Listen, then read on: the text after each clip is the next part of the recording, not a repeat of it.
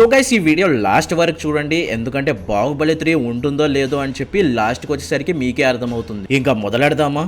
బాహుబలి 3 ఉంటుందని రానా బల్లగుద్దకుండానే గట్టిగా చెప్పేశాడు. ఎప్పుడు లేనిది బాహుబలి 3 టాపిక్ ఏంటి ఇప్పుడు? అసలు రానా చెప్పింది కొత్త వీడియోనా పాత వీడియోనా?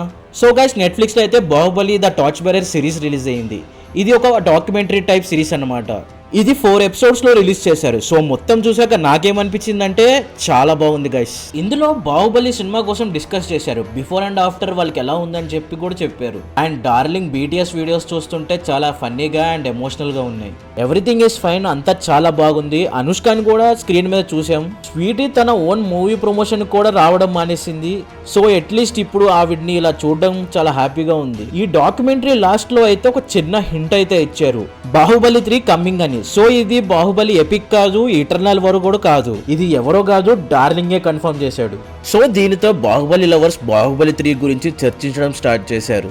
స్టోరీ అయిపోయింది కదా, ఇంకేముంటుంది, బాహుబలి 3 ఉండదని రాజమౌళి ముందే చెప్పేశాడుగా. మళ్ళీ ఇప్పుడు పార్ట్ 3 అనే డౌట్ తో సోషల్ మీడియా మొత్తం తగలడిపోతుంది.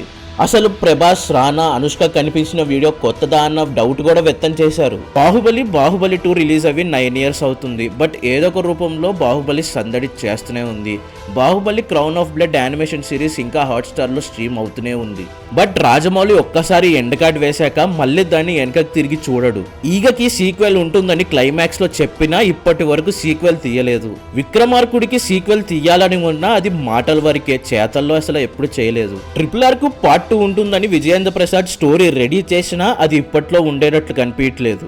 వారణాసి సినిమాతో జక్కన్న పాన్ వరల్డ్ కి వెళ్ళిపోతున్నాడు. బాహుబలి 1, బాహుబలి 2 పాన్ ఇండియాలో కాదు పాన్ వరల్డ్ లో కూడా హిట్ అయినాయి.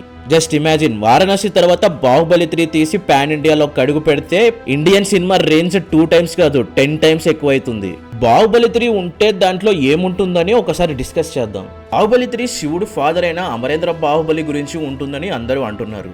లేదా శివుడు కొండెక్కిన తర్వాత అవంతికతో కలిసే ముందు ఏదైతే స్టోరీ ఉంటుందో అదే బాహుబలి 3 అని అంటున్నారు చాలా మంది. అండ్ నేను చాలా మంది హేటర్స్ దగ్గర ఈ మాట విన్నాను, బాహుబలి 3 ఎందుకు ఇంకెందుకు లాగుతున్నారు, మరీ అంత చూసుకోకుండా తీయరు కదా బ్రదర్. నా మాట్లాడుకుంటుంది ఇక్కడ రాజమౌళి గురించి.